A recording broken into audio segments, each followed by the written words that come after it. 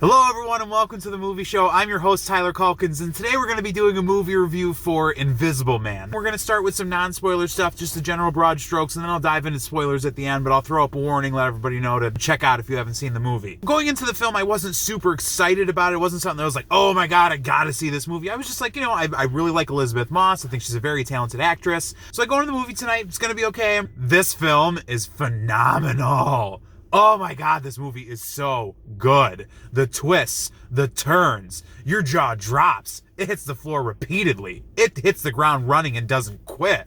This movie is so good. I can't believe how good this movie is. Go watch it. Go see this movie. It's so good. So good. So really it's and the trailers give you a little bit of a story, so I'll give you some broad strokes of what the movie is and before I dive into the spoilers later on. It's a movie, this girl is trying to leave her abusive boyfriend, then it turns out he dies, but she doesn't, she doesn't quite believe that story, and then, it turns out he's kind of stalking her from the grave, and you're like, what's happening? But he's Invisible Man, hence the name of the film. So it really kind of drags you through these twists and turns of the movie. Elisabeth Moss just turns in this incredible performance in this movie. I mean, she's such a talented actress. I love her on The Handmaid's Tale. I think that show is one of the most relevant shows on television right now. It's also one of the darkest, so it's really kind of tough to watch sometimes. And I also feel bad that Elisabeth Moss is kind of always playing these battered female characters. Let's get the girl a nice rom-com. I think she's a very talented actress and deserves to be in a leading role where she's not completely abused. I think her as an actress has this vulnerability that you believe and you want to root for and you want to help her. And it almost like Jamie Lee Curtis back in the day, in the 70s, what made her such a scream queen. So I think that stuff is what lends her to playing these roles. But again, I'd really like to see Elisabeth Moss not have to be some beaten down woman like Mad Men or Handmaid's Tale where she's, another victim. Let's get her a strong woman role. Even The Kitchen, she's this beat up woman who's trying to make herself a stronger woman. Let's give her a strong role to start with would be nice for Elisabeth Moss. But again, she really is what carries this movie. Her very, very strong performance in the film really carries it the entire time. You also get really nice pieces from her guy friend who really, I don't know the actor's name, so I feel terrible, but he does a really great job. He's such a good, foundation for her and a rock and a really good friend. And I love how this movie, this movie didn't bust out all men. It wasn't oh, men are toxic, this is over. It was no, toxic men are toxic. Good men can be good to you. And he was that role. He was a very good friend to her, a listener. There was times where the envelope was pushed on that, where he couldn't know if he could still be her friend in the same way that he could before, but still he turns in a really great performance and is a really good friend to her throughout the film. Other key parts that were really nice, her sister was a good small piece to it, and then also Storm Reed was really, really nice in the film, cute and charming and funny, and I really appreciated her. So I was glad to see her, especially coming off of Wrinkle in Time, which wasn't the biggest hit in the world, and it was she was just starting out, so that's what makes sense there. But she does a really nice job in this film as playing the daughter of that friend to Elisabeth Moss's character. Incredible film, and Lee Whannell, the director here, who I'm pretty sure he also directed Saw, if I'm not mistaken. I'm pretty sure he was the director on Saw, and he also directed Upgrade. So he didn't direct Saw, he wrote Saw. James Wan directed Saw, forgive me. He was the writer on Saw and helped kind of see that production through. But Lee Whannell is just knocking it out of the park with this movie. I know it's a lower budget horror film because it's Blumhouse, but this to me more seems in the vein of prestige horror Blumhouse, like Halloween, and not more downgraded horror like Black Christmas or things like Fantasy Island. I think either came out or is coming out soon. That looks like B-list kind of trashy Blumhouse. This is prestige Blumhouse. This is so well done. I'm so impressed with this movie. I really just, if you're looking for something to go watch that has twists, that has turns, that is a horror film, go watch this movie. I don't even know. I feel like horror might be too far, because horror films, you think of bloody, gruesome kind of stuff. This is really a true thriller. It's really a thriller of a film. It is phenomenal. It is so well acted and so well written. Go watch this movie. I can't talk much further about it without diving into some spoilers on it. So, this is where I'm going to dive into spoilers. If you have not seen the movie, and I strongly suggest this, do not stay here for the spoilers if you have not seen the movie, because this movie really lives and dies on some of the twists and turns of the film. So if you have not seen the movie, why don't you check out, come back later, put this in your watch later, save later list. We'll continue the chat later. I'll be here. So let's go ahead. Let's dive into the spoilers on it. Spoiler warning is up. The film opens and she is trying to escape this battered wife situation. She's got her husband. They're in bed together. He's sleeping. She slinks out of the bed very calmly. You know exactly what's going on. Like, as soon as the film hits, you know exactly what's going on. And I think it's really great for films that do that, and TV shows that do that, for that matter. I hate when when people are like, oh, watch this TV show. And I'm like, oh, does it get you hooked immediately? And they're like, well, it takes a couple episodes. Like, no. It shouldn't take me 3 hours to get into your show. Get it 10 minutes in, okay? And that's what this movie does. Immediately, you're like, oh man, this is setting the tone of the film. This is what is happening. This is where we are. She's an abused woman. So she slinks out of the bed. She pulls out this bottle of pills out from like underneath the bed, and it's diazepam or something. So and you see that she basically put that in his drink to knock him out, and you get this feeling for it, and they confirm it later on in the film. Like, he's controlling, he's abusive, he's no good for her, and he won't let her leave. So she's got to concoct this whole plan to get out of the house. She packs up her stuff while he's sleeping, and she gets on out of there, and she's running through the woods. And again, poor Elisabeth Moss has to be running through the woods, Handmaid's Tale style. Like, get this woman a role where she's like a hero. But anyway, so she's running through the woods. Her sister picks her up, and she barrels out of the place. But before that, her husband, man, Adrian, runs out of the woods, punches the window in the car she's in. The person's trying to drive away. Like, you can clearly tell, like, he is a crazy psychopath. So they give you very small snippets of that very early on. You know exactly where the film is headed. So she escapes him. She goes to her friend's house, that guy friend that I was talking about, who is so good to her. He's so good throughout the film, and he's supportive, and he tries to egg her on and gets her, out of her shell and back to her regular self. So he does such a phenomenal job throughout the film. But she goes to his house to stay with him and his daughter for a couple weeks, and her sister shows up there, and Elisabeth Moss's character, Cecilia, is so mad at her sister because she's like, I told you not to come here. He knows where you live. He's probably following you. That means he knows that I'm here, etc., etc. And her sister breaks the news that he's dead, that you see in the trailer. He has died. And she's like, I don't believe it, really. And she's trying to move on with her life, but something about it seems kind of off. So it turns out she gets, given this inheritance from him. Adrian, her husband's brother, is the guy who tells her that she's getting the inheritance.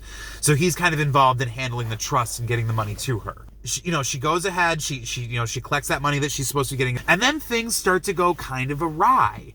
She feels like someone's watching her. She feels like someone's breathing behind her, and you get like a scene of that. And this movie does such a good job of ratcheting up the tension, ratcheting up the thriller kind of aspect of the film. You really are, on the edge of your seat throughout the entire movie. Lee Whannell does this amazing thing throughout the film where he does kind of turn and like point you in a direction of stuff that's like just sitting there.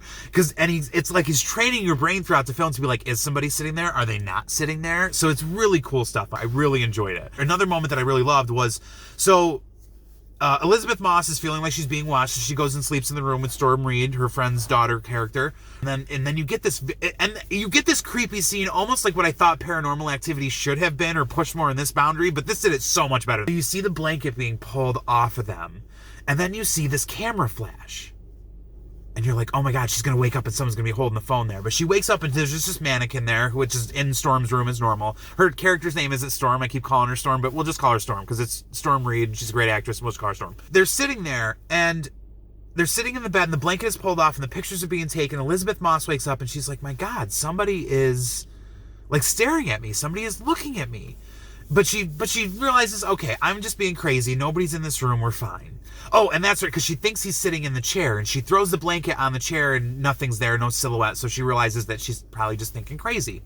So she goes to pull the sheet back on the bed, and it stops her. I'm getting chills talking about it right now. So good. So it stops her, and she looks down, and she sees 2 feet standing on the end of the sheet. Oh my God, so good. Such an easy way to show like he's in the room, but it gives you the chills, it creeps you out. It's really cool stuff. I felt like this film was genuinely creepy and genuinely thrilling, and there's some really cool pieces to that, and people should really enjoy it. Moving along, she brings in her friend James. James is his name. She brings in James to help her out.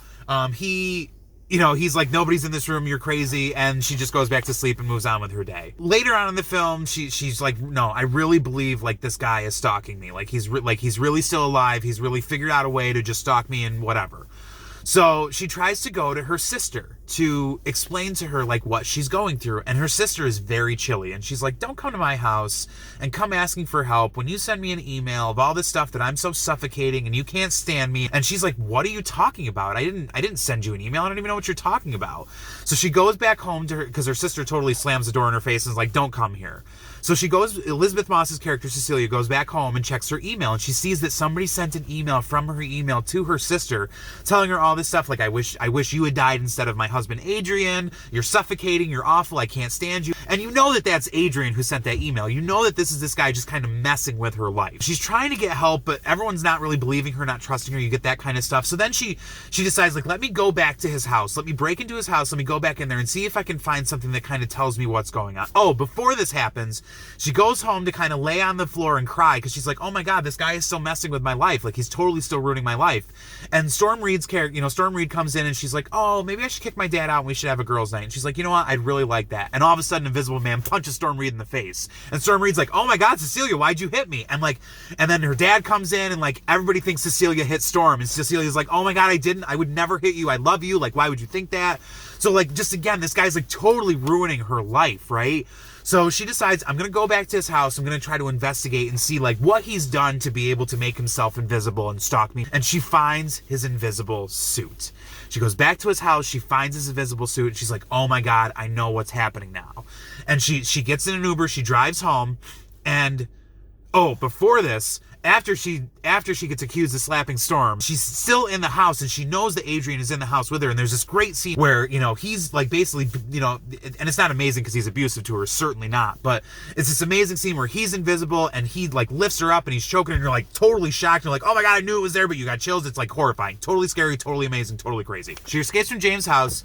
After, Invisible Man Adrian's beating her up, she gets an Uber, she drives back to his house in San Francisco, somewhere around there, and she finds the invisible suit in his house, and she realizes, like, this is how he's trying to stalk me, and that's a really great scene, too. She gets the invisible suit, and this is the part that I thought was interesting, I kind of knew it was going to play into the movie later, because she takes the invisible suit and she hides it inside his house.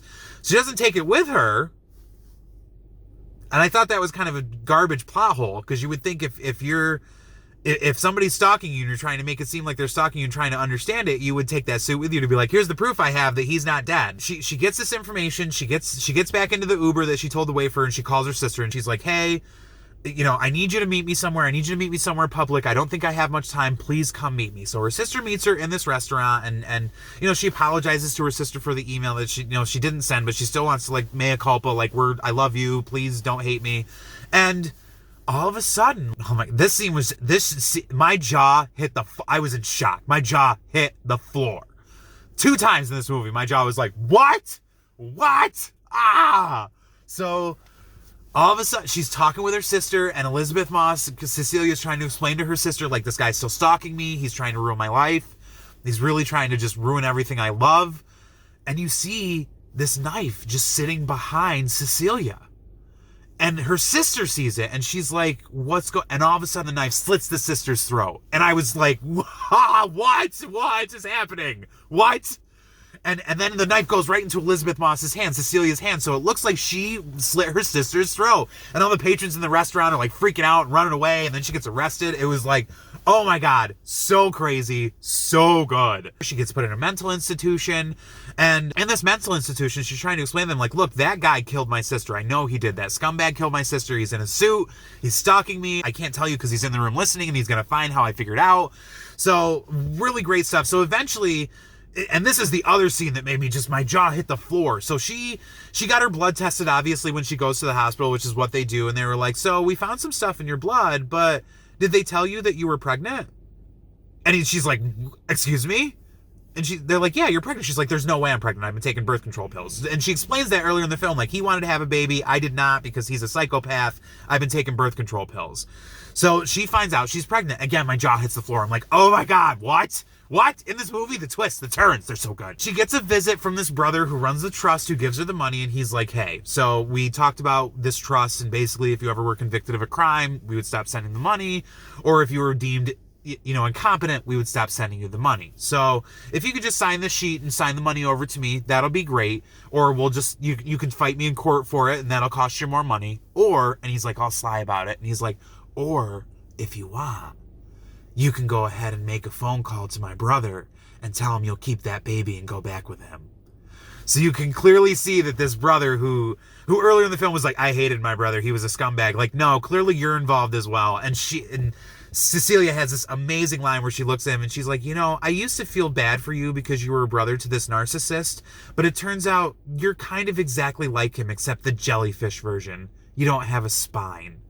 Such a good line from Elisabeth Moss. So he goes to her and he's like, look, if you agree to have the baby and go back with him, we will make this all go away. Me and my very rich brother who's Invisible Man and ruining your life. And she's like, you know what? No, I'm not doing it. And she slaps the papers off his desk, but she only does that so she can steal a pen from his thing, a really nice pen. So she gets that pen, she steals some gum from underneath this sign that's on the table that says don't draw on the table, and she basically, after check for the night, because an orderly comes in, checks the room, makes sure she's not doing anything crazy, so she's got the pen sitting in her shower, and she assumes that Invisible Man is in the room with her, and she's like, you know what? You're not going to get this baby and you're not going to get me. And she starts to slit her wrist with the pen, right? And all of a sudden, Invisible Man stops her, grabs her hands and stops her. And she's like, there you are. And she stabs him with the pen.